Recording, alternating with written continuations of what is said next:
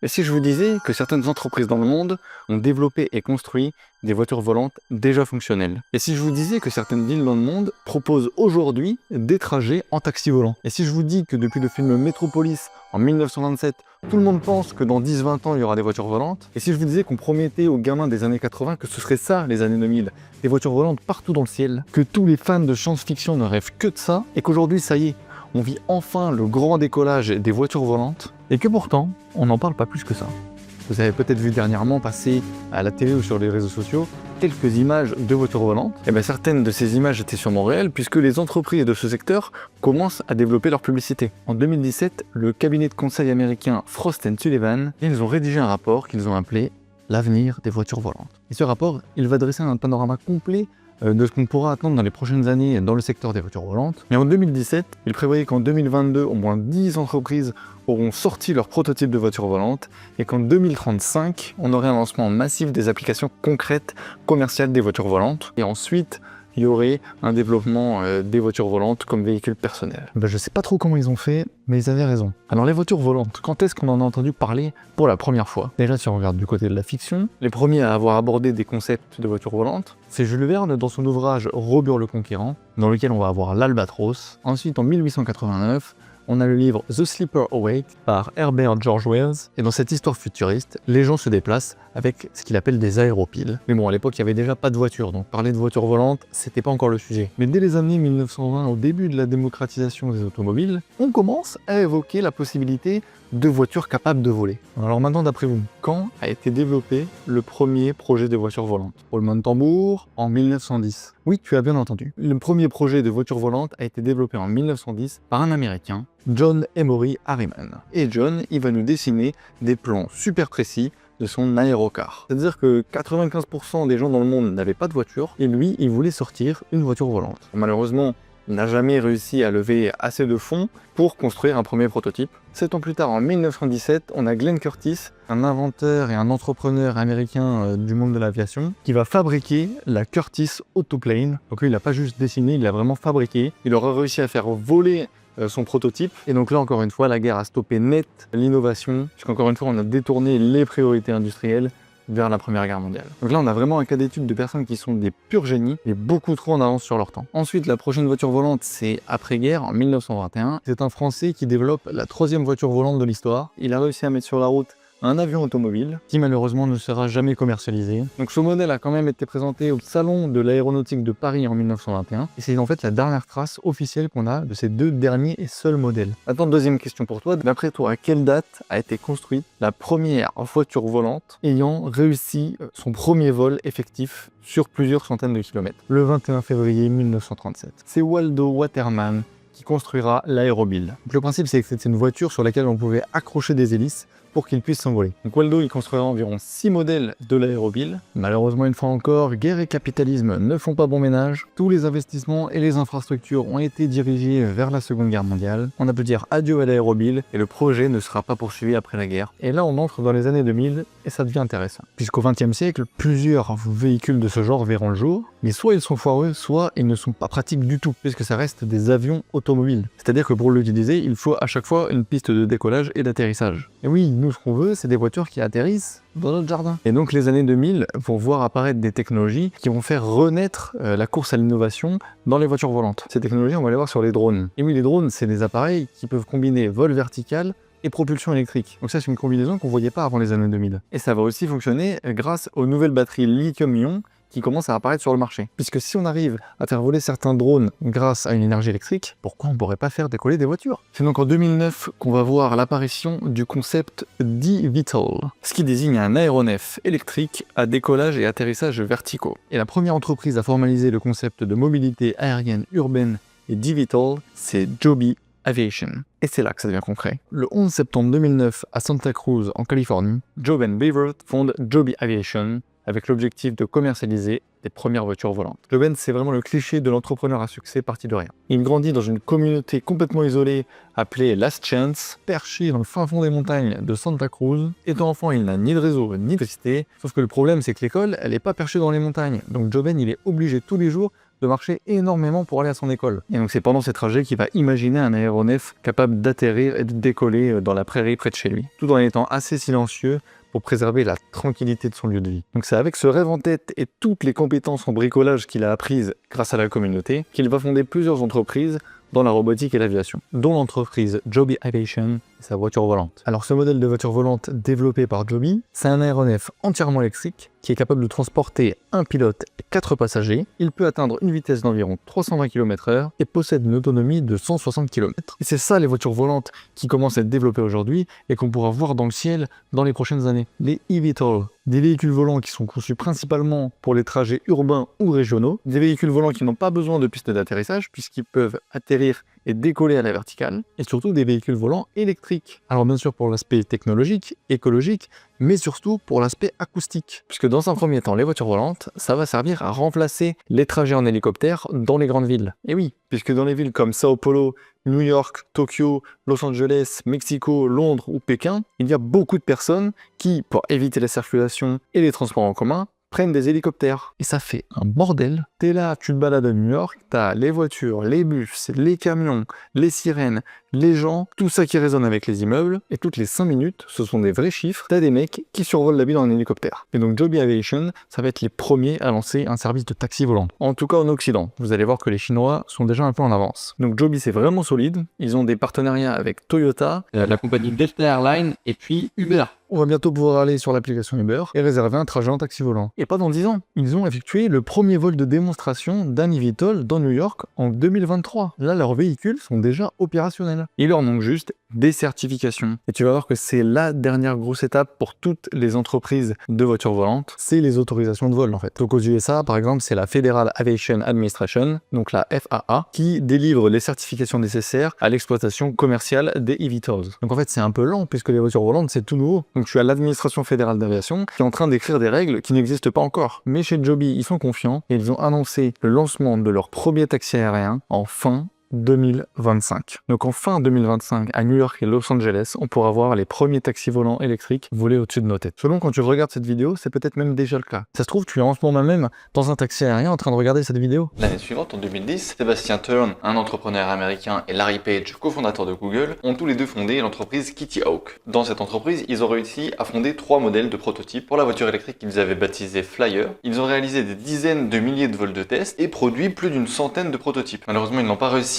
à convaincre des investisseurs et des clients pour cette voiture électrique à l'époque. Ils ont donc abandonné ce projet. Pour l'avion électrique, ils ont fait des plans, ils ont commencé à construire un prototype, mais ils ont abandonné quand l'entreprise s'est arrêtée. Mais si l'entreprise avait pu continuer quelques années de plus, ils auraient peut-être réussi à développer un avion électrique. Et pour le taxi aérien, ils ont transféré le projet à l'entreprise Wisk Aero, qui est en partenariat avec Boeing. On reviendra sur cette entreprise un peu plus tard. Aujourd'hui, cette entreprise a disparu, puisque tous les projets ont été repris par l'entreprise Wisk Aero. Ensuite, toujours en 2010, une entreprise qui aurait pu devenir la pionnière européenne des voitures volantes, c'est Aeromobile. Aeromobile a été fondée donc en 2010 en Slovaquie par 2 entrepreneurs dont je suis incapable de dire le nom. Leur modèle de voiture volante du même nom est un véhicule hybride essence électrique qu'ils ont présenté la première fois en 2014 au Pioneers Festival de Vienne. L'Europe était en folie. Vraiment, la Slovaquie était bien partie pour devenir un leader des voitures volantes. L'Aeromobile 4.0, leur dernier modèle, était capable de rouler jusqu'à 160 km/h sur la route et voler jusqu'à 360 km/h une fois en vol. C'est que les ailes étaient rétractées sur le côté de la voiture et se dépliaient automatiquement quand on voulait passer en mode vol. Et franchement, je trouve qu'elle avait une belle gueule, donc c'est assez dommage qu'elle se soit arrêtée. L'entreprise avait annoncé les précommandes de son aéromobile en 2017. Le prix était visiblement situé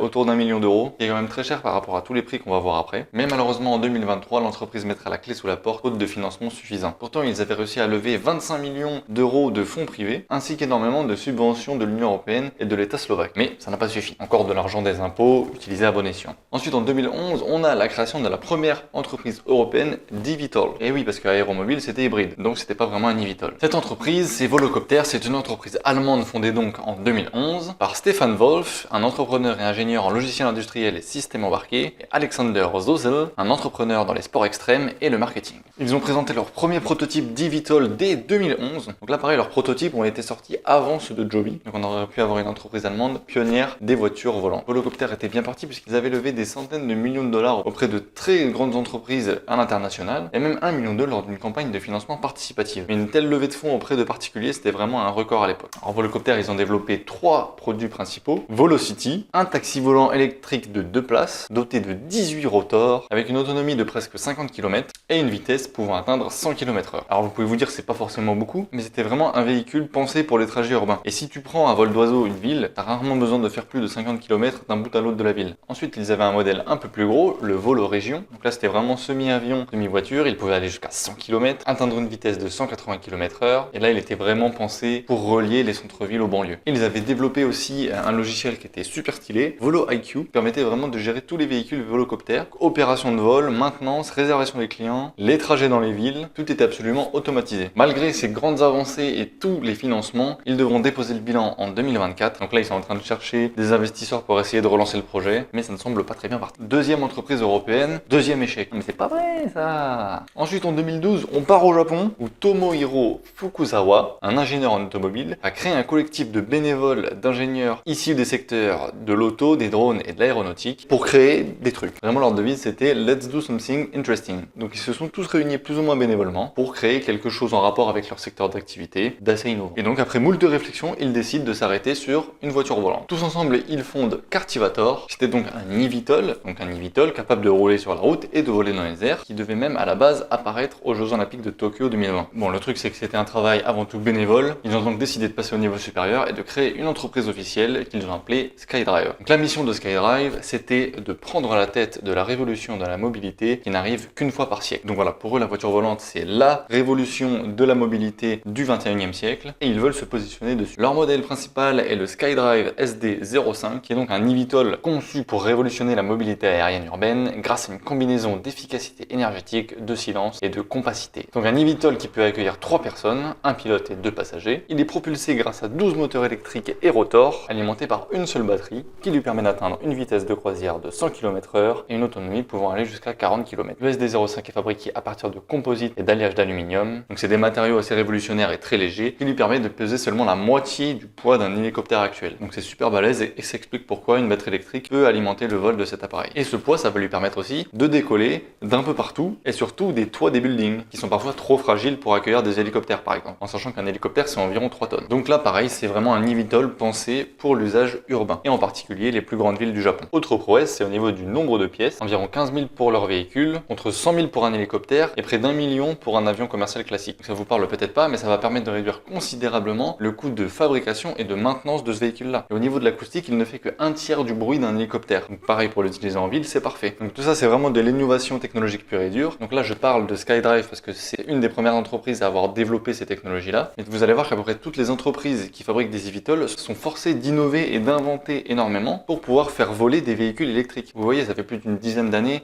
qu'on parle que les avions sont très polluants, que certains évoquent des avions électriques, mais pour l'instant, il n'y a rien de probant qui a été fait dans ce secteur-là. Puisque les gens qui innovent pour les avions, ils vont penser à l'aviation. Alors que tous les gens qui fabriquent des voitures volantes, ils pensent totalement en dehors de tout ce qui a déjà été fait. Ils créent vraiment un véhicule de zéro. Ils ne se disent pas on va créer une voiture très performante ou un avion électrique. Ils se disent qu'ils vont créer un eVTOL, donc un véhicule qui n'existe pas et où tout était inventé. Et donc moi je suis persuadé que dans les années à venir, l'aviation et l'automobile va aller regarder ce qui se fait du côté des eVTOL pour pouvoir un peu s'inspirer des technologies qu'ils ont développées. Pour SkyDrive, la commercialisation est prévue en fin 2025. Ils ont déjà obtenu les certifications de vol au Japon et sont en train de passer celle aux États-Unis. Ensuite, en 2013, on part avec la première voiture volante chinoise. C'est l'entreprise Aero HT qui va être la première entreprise à initier le mouvement des voitures volantes en Chine. L'entreprise Aero HT a été fondée par Zhao Deli, un autodidacte passionné d'aviation qui va commencer à financer son entreprise en vendant sa maison et en contractant des prêts auprès de ses amis. Donc le gars était déterminé dès le début. Donc au début, il développait ce qui ressemblait à des espèces de drones gigantesques. Et puis au fil du temps et des investissements, il va se diriger vers des véhicules qu'on n'a encore jamais vus. Regardez-moi ce véhicule, il n'est pas incroyable. C'est le Land Aircraft Carrier. En fait, c'est un espèce de pick-up tout-terrain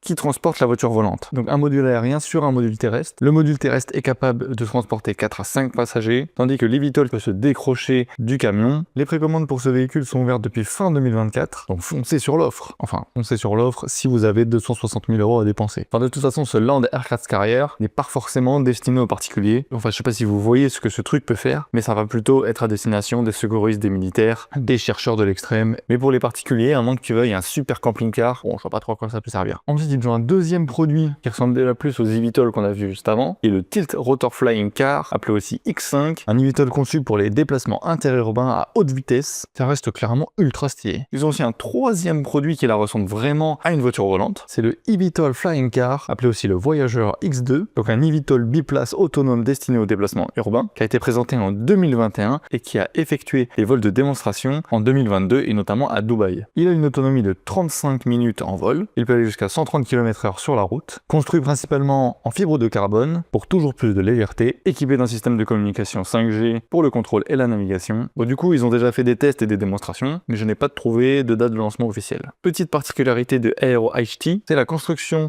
de flying camps, donc des camps de vol, sont des infrastructures développées par l'entreprise pour faciliter le décollage et l'atterrissage de tous leurs véhicules volants. Et il semblerait que plus de 70 camps soient déjà en cours de construction, avec un objectif de plus de 200 d'ici la fin 2024. Ça va être des espèces de méga garages pour des voitures volantes. Alors je sais pas si à terme ils accepteront que les voitures Aero HT ou s'ils accepteront tous les véhicules volants qui seront lancés sur le marché. Ils sont très forts ces Chinois, la preuve on va encore rester en Chine pour vous présenter les premières voitures volantes opérationnelles. Je sais pas si vous avez remarqué, au début toutes les entreprises étaient occidentales et on voit bien que depuis 2012, 2013, 2014, la Chine est en train de rattraper son retard. Et ça ce n'est pas que dans le monde des voitures volantes, c'est une réalité industrielle globale. C'était que la Chine avant représentait les petites mains de l'Occident et que depuis 10 ans, la Chine est en train de surpasser tous les pays d'Occident. Dans tous les secteurs industriels, ils sont devant nous. Avant la Chine copiait ce que faisait l'Occident. Aujourd'hui, ce que fait la Chine, c'est encore meilleur que ce qu'on fait en Occident. Et ça, on l'avait pas forcément vu venir. Donc cette entreprise chinoise, c'est Ehang, qui a été fondée en 2014 à Guangzhou par Hua Ziyu et Derek Xiong, des ingénieurs en informatique et en électronique. Ehang, c'était à la base une entreprise qui développait des drones autonomes et elle s'est petit à petit développée dans le transport de passagers en drone. Et donc forcément, la transition vers les eVTOL s'est faite rapidement. Ils ont présenté au CES de Las Vegas en 2016 le premier drone au monde transportant des passagers. Donc ils ont créé l'entreprise en 2014, 5 ans après la première entreprise d'eVTOL, et pourtant ils ont rattrapé tout leur retard, et c'est eux qui ont réussi à transporter des passagers en drone en premier. Leur modèle phare, c'est le EH216S, un eVTOL de 2 places, qui peut aller jusqu'à 130 km/h, avec une autonomie de 35 km, pouvant transporter 220 kg, et se rechargeant en 2 heures. Ils ont décliné ce modèle pour les pompiers secouristes avec le Ehang 216F, appelé Firefighting Model, censé aider les pompiers à aller dans des endroits où ils n'auraient pas pu aller avec les véhicules actuels. Ils ont un troisième modèle, le Ehang BT30. Donc vous connaissez la chanson. Généralement, ces entreprises développent un modèle pour la ville et un modèle pour les trajets régionaux. Et actuellement, dans les villes de Guangzhou et Hefei, on peut voir les premiers taxis volants opérationnels depuis avril 2025. Donc pour l'instant, ça se cantonne à des vols touristiques sur des itinéraires fixes. Et donc les taxis volants font des boucles de 3 à 10 minutes. Donc c'est pas encore à proprement parler des taxis aériens, puisque tu peux faire que des trajets bien définis. Mais là, il leur manque juste l'aspect organisationnel. Mais la Chine est vraiment très friande de ce genre de projet et prévoit d'installer des petites bases aériennes un peu partout en Chine pour développer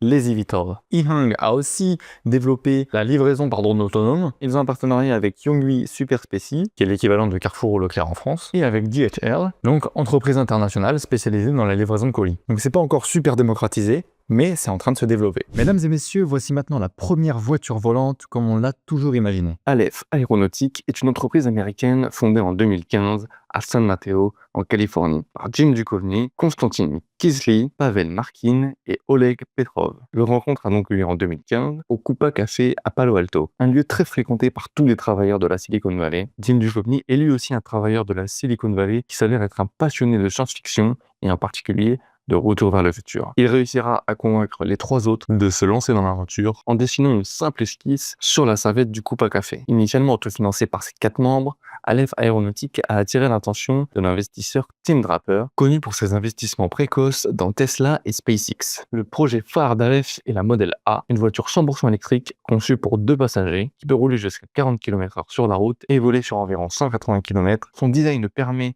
au véhicule de basculer latéralement en vol, transformant ses flancs en ailes, tandis que son habitacle reste droit et stable. Aleph Aeronautic prévoit de commencer la livraison de son modèle A à la fin de l'année 2025, et le véhicule est déjà disponible en précommande sur le site du constructeur à un prix d'environ 300 000 $. Et comme toutes les entreprises d'eVTOL des États-Unis, ils sont en train de passer les autorisations nécessaires auprès de la Federal Aviation Administration. Toujours en 2015, on a eu la création de Lilium Aviation, une entreprise allemande fondée par 4 ingénieurs de l'université Université technique de Munich. Lilium Aviation avait réussi à rentrer en bourse en étant coté au Nasdaq. C'était donc super bien parti. Le produit phare de Lilium est le Lilium Jet, un eVTOL ayant une capacité de 4 à 6 passagers selon les versions, une vitesse pouvant atteindre 250 km en l'air et ayant une autonomie de 175 km. Ils avaient même réussi à décrocher une collaboration avec Michelin qui allait s'occuper de ces pneus adaptés au eVTOL. Lilium avait prévu de lancer ses services commerciaux en 2026. Cependant, en octobre 2024, Lilium a annoncé qu'elle manquait de fonds et cesserait ses activités. Ils ont tenté de relever des fonds,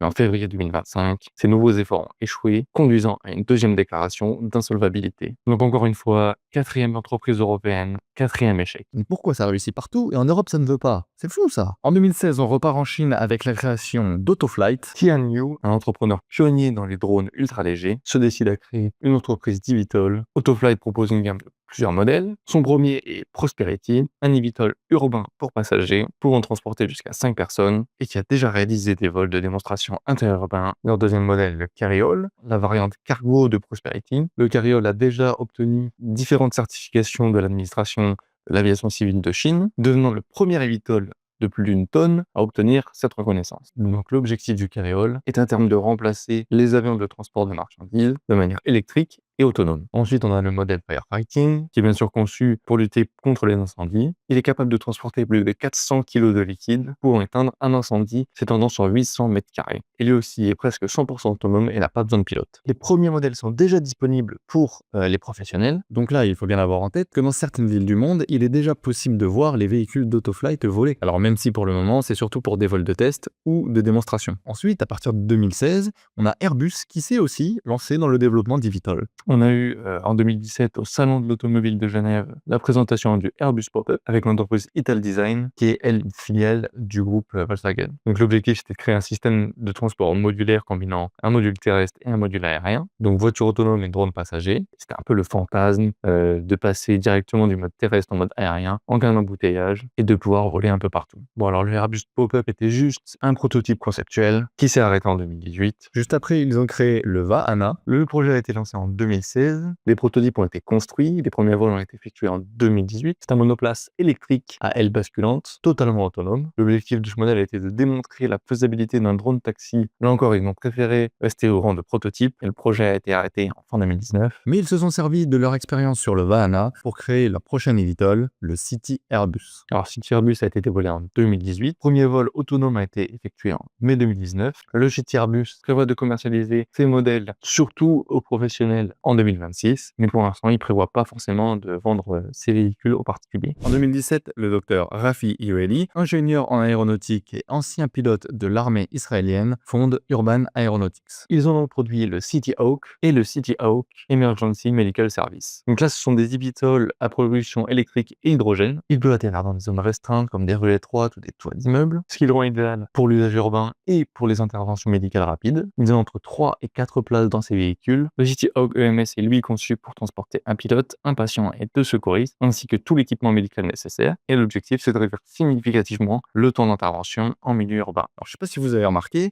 mais les entreprises d'eVTOL s'intéressent quand même beaucoup au secourisme. C'est pas fou de penser que dans 10 ans, les pompiers du monde entier seront équipés d'eVTOL. Et pour l'usage militaire, ils ont développé le Cormoran, qui est destiné aux opérations de transport et d'évacuation dans des zones à risque. Urban Aeronautics prévoit la fin des vols de ces prototypes en 2025, les vols pour les certifications en 2027 et la livraison de tous ces appareils en 2029. Donc un peu plus tard que les autres, mais c'est en bonne voie tout de même. Ensuite, on a l'entreprise TerraFugia. TerraFugia, c'est une entreprise américaine qui, vers 2015, avait sorti quelques véhicules volants comme le TFX ou le TF2, donc des véhicules super sympas. Mais TerraFugia, ils ont été rachetés en 2017 par le groupe chinois Zhejiang Geely Holding, l'entreprise qui est propriétaire des marques de voitures Volvo et Lotus. Donc le groupe chinois, qu'on va appeler juste Geely ou Geely, il va fusionner TerraFugia et le développeur de drones Aoski pour créer une entreprise de eVTOL super performante. Donc cette nouvelle entreprise, c'est Aerofugia. Aerofugia, ils ont créé l'AE200 qui est doté de 6 places, une autonomie de 200 km, une vitesse de croisière à 250 km km/h, conçu pour voler à une altitude de moins de 1000 mètres, donc comme d'habitude dans les villes. Les premières utilisations vont être